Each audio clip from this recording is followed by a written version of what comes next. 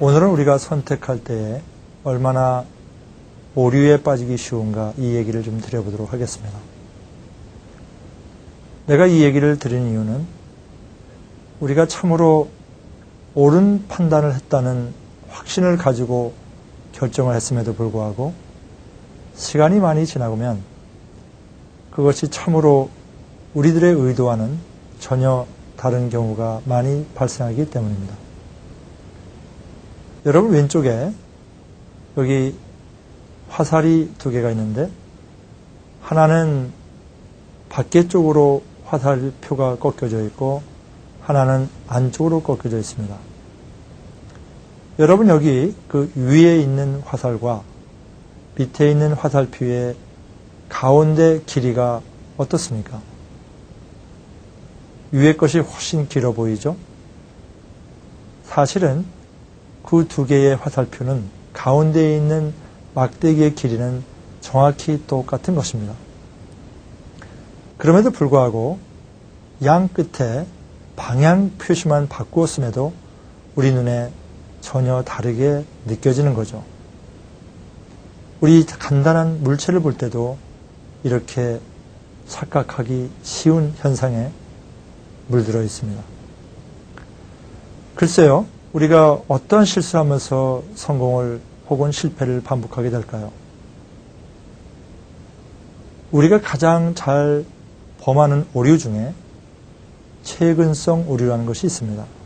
영어로 recency 오류라고 하는 겁니다.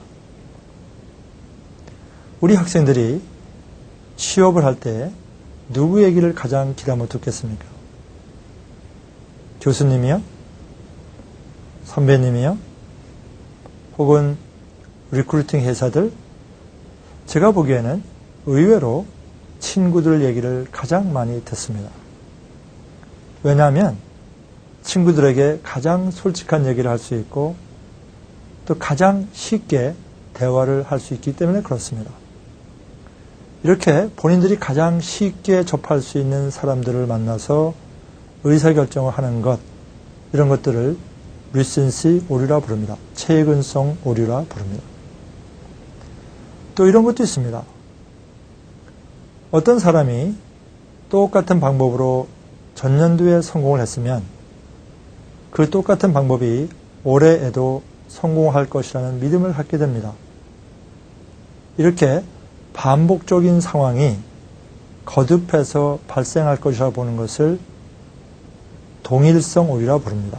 일루전 바이어스라 부릅니다. 히틀러가 왜 망했을까? 이런 책이 있는데요. 그 책에 보게 되면 히틀러가 한참 잘 나가던 시절에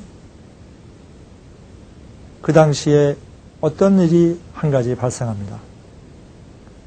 본인이 주장하는 작전이 있었고 밑에 참모들이 주장하는 작전이 있었습니다.